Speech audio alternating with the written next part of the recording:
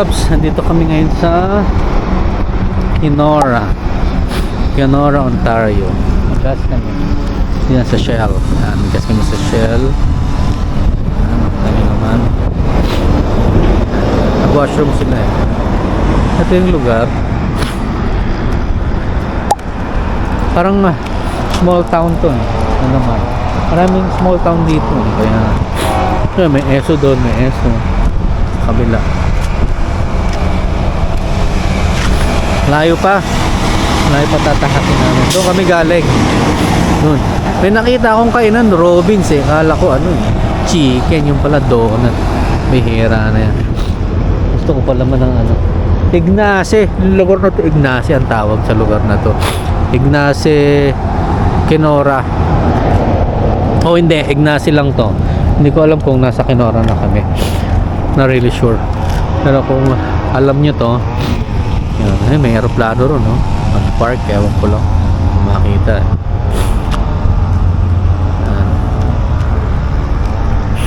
Sige mga Cubs, mamaya na lang ulit.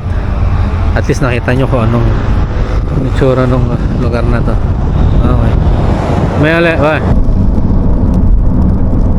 Hello mga Cubs, good news, 992 kilometers na lang.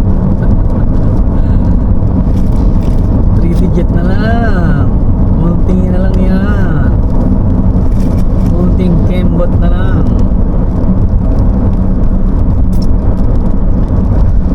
Ay, mapapahay ka na lang. Same road pa rin. Canada Trans Highway 17A West. Yan. Pero dun sa Kenora 100, parang 200 kilometers pa yata to Kenora. Ewan ko kung ilang oras pa yun from Kenora to Winnipeg. Pero ang plano namin kasi kahit magtira kami ng mga 600 kilometers eh. Kasi anong oras na? 10:27 na in the morning. Pero 11:26 na talaga sa Toronto. Nag-adjust na ng isang oras. Ito sa District of Kenora yata ito. Ayan, 990. Paunti ng paunti. Maganda na tingnan yan pag mga nasa lang 700. Paunti na lang yun.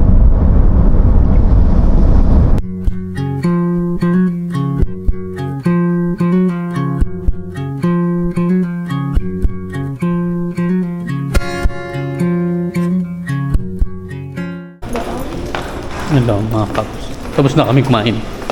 Okay no? Come again, Hong Kong House. Magpagdasa na lang ulit. Kaya nga, papagisa na.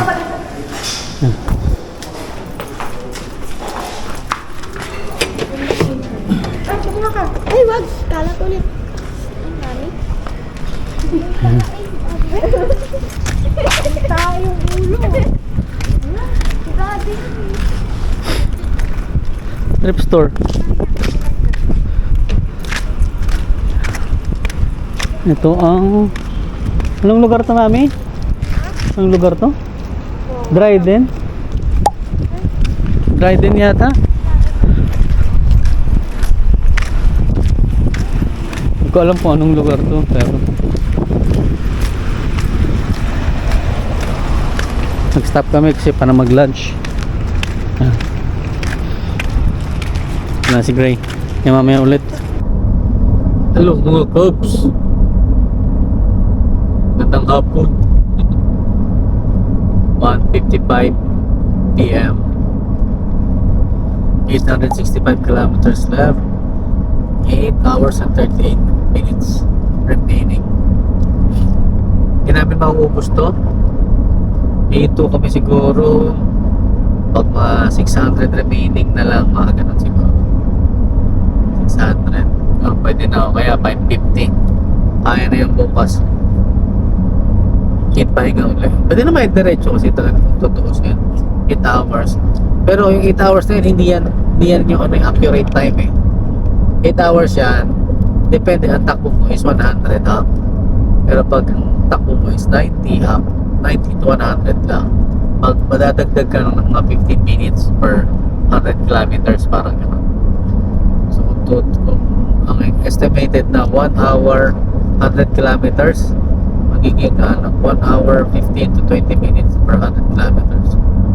Kasi nga medyo ano siya, baga. Pero pag straight highway 401, 404, ganyan, highway 11, yun kaya na 100 per 1 hour.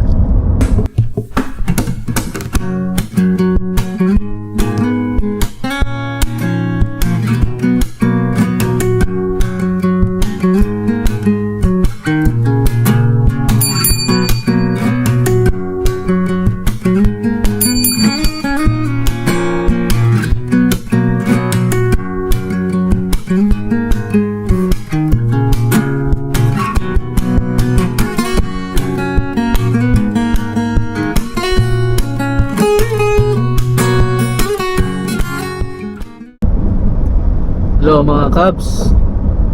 Ito siguro ano na to, district na ng Winnipeg to. Yan yung maluwag na eh. Saka ang ano rito, ang takbo na minimum is 100. Na maximum 100 plus 10.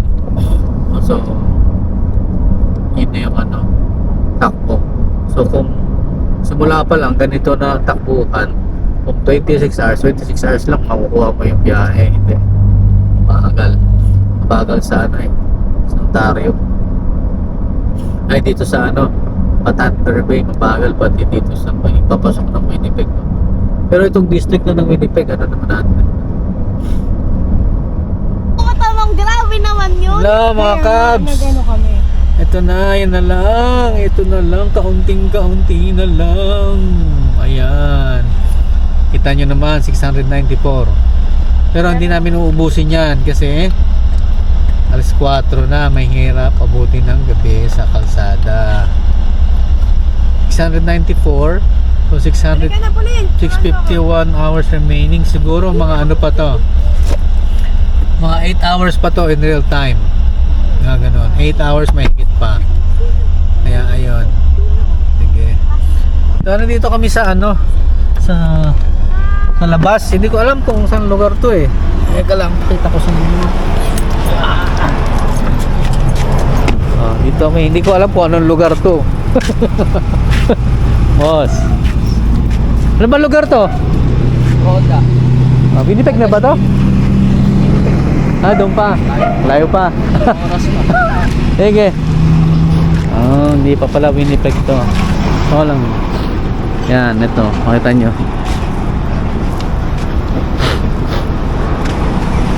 Mura gas dito. Magkano? 137. 137. Yeah. Hindi naman ako po pwedeng pumunta rito para lang magpakarga ng gas. Ayan si Gray. Yan. Pagod na si Gray. Kawawa naman. Ayun na, baby girl ka.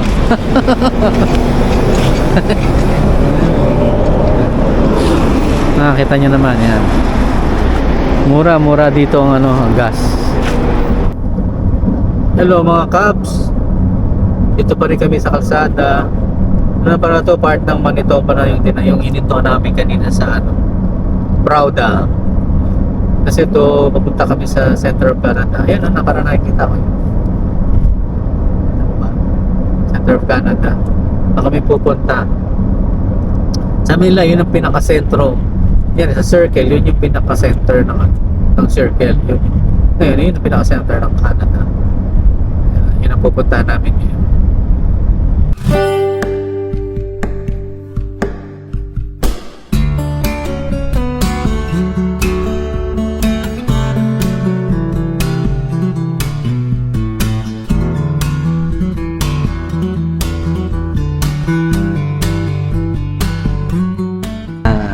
Alam nyo kung nasan kami? Nasa center of Canada. 96 degree. May mga latitude pa yan, di ba? Halika mami. Center of Canada.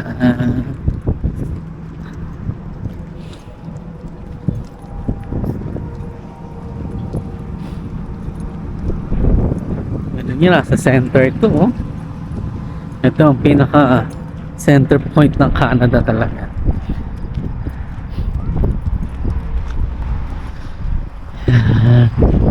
Lawak, oh. Ayan mga Cubs.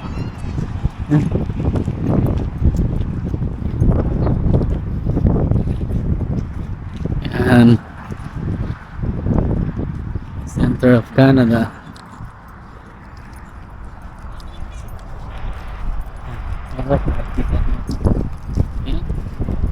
Nasa center of Canada na kami.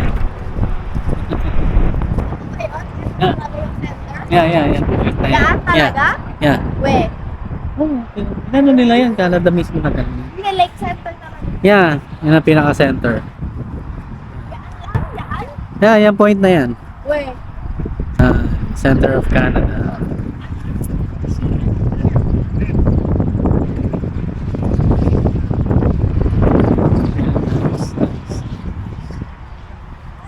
Na. May big share din eh. Ha?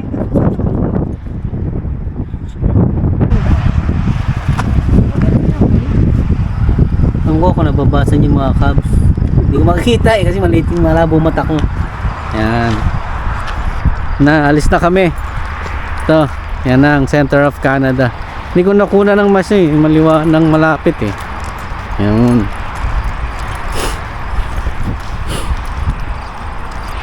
Yan ang pinaka-center. Yan ang sinasabi nilang center ng Canada.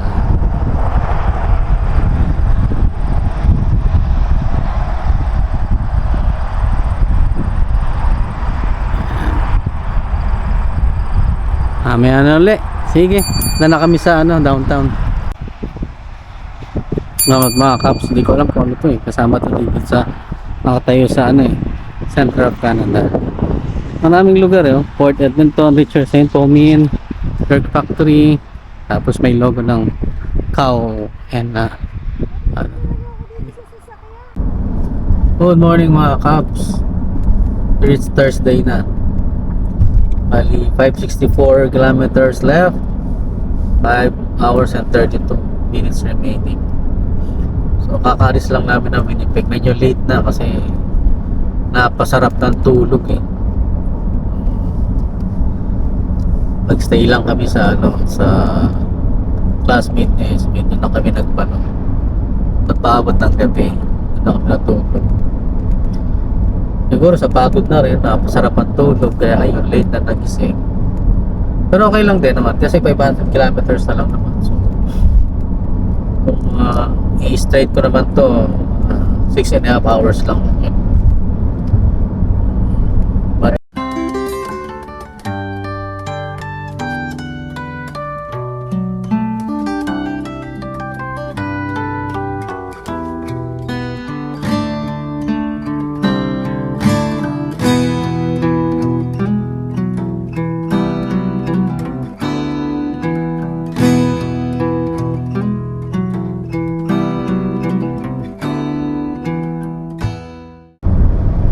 Hello mga Cubs. Good morning. It's 11:07 a.m. 447 kilometers left and 4 hours remaining. Nakikita kita ako na. Onting kembot na lang. Parang may nakalimutan yata sa Toronto. Balik nga saglit.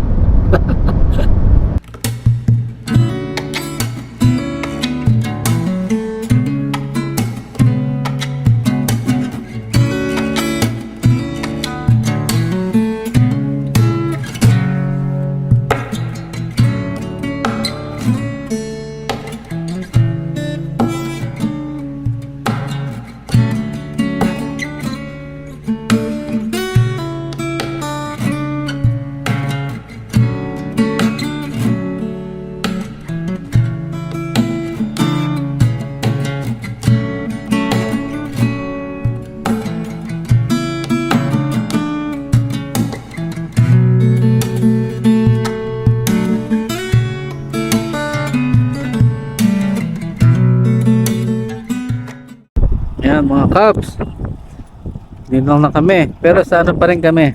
Saskatchewan pa rin to. Wala pa kami sa Regina. Yan ang kapaligiran. Makikita nyo isang malawak na empty space. Woohoo! Yan. Yan si Gray, ang aming kasangga. Sige, mamaya na lang ulit. Pagdating dun sa ano. Yan, kita nyo naman, malayo pa. Sige. Mga Cubs. Nakikita nyo ba yung nasa kanan ko? Yan, ang train, cargo. Ano? Cargo train yata yan. Tignan nyo naman, gano'ng kahaba. Hindi ko alam. Hindi ko alam saan ang punta niyan.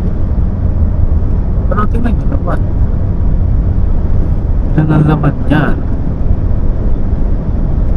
Pero ito rin yung dulo niya. Oh. Grabe. Kaya pag na ano yan, na-chempuan mo sa release, tapos tatawid ka, patatag. Para ka na traffic.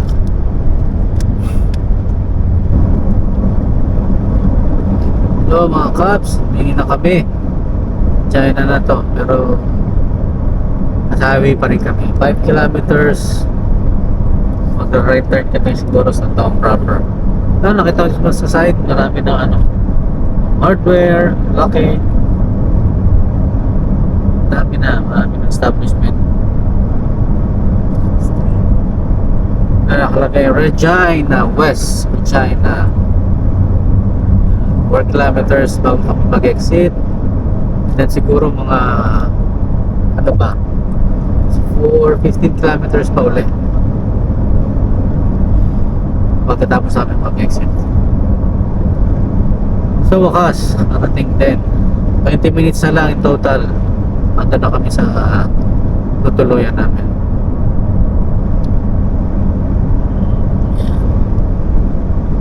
Konti na lang. Konti na lang talaga.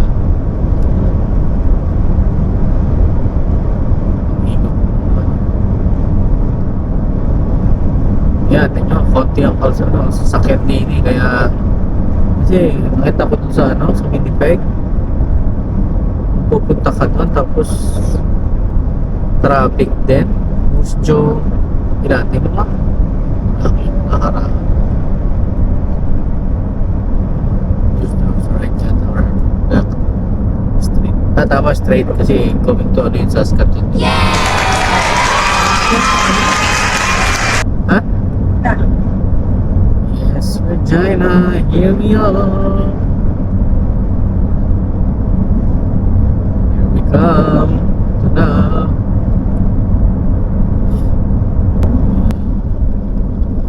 Ito na.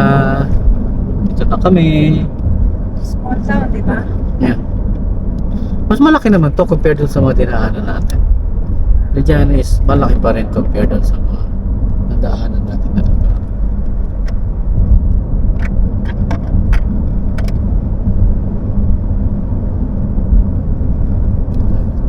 Kasi exit tayo dun sa yan. Ang dami na. Yung mga building din naman kahit pa paano. So nga lang, punta akong Kepling yun lang University of University Park.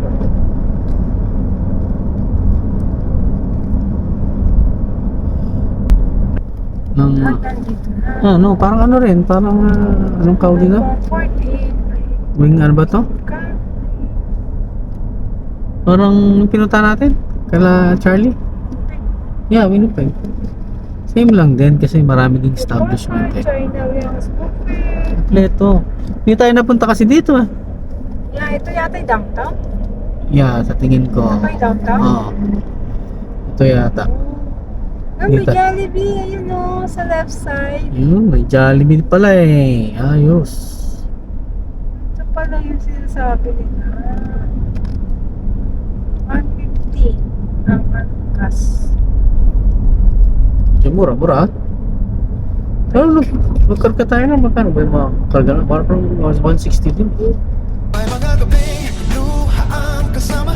Habang tanong ay walang kasagutan. Pero may tinig sa puso na nagsasabing kung di pa malapit na dito, Chris and family. Hindi, kasi nga doon tayo, na ano tayo dun sa kabilang side eh, kaya Mula Pilipinas hanggang sa malamig na gabi, bit-bit ang pangarap na di kaya tayo yung plate ko, blue. sa bawat sakripisyo. At Sige, mamaya na lang mga kab. may pag-asa Dito na kami. yung gigising. At parang araw masasabi rin ang kada tahanan na namin.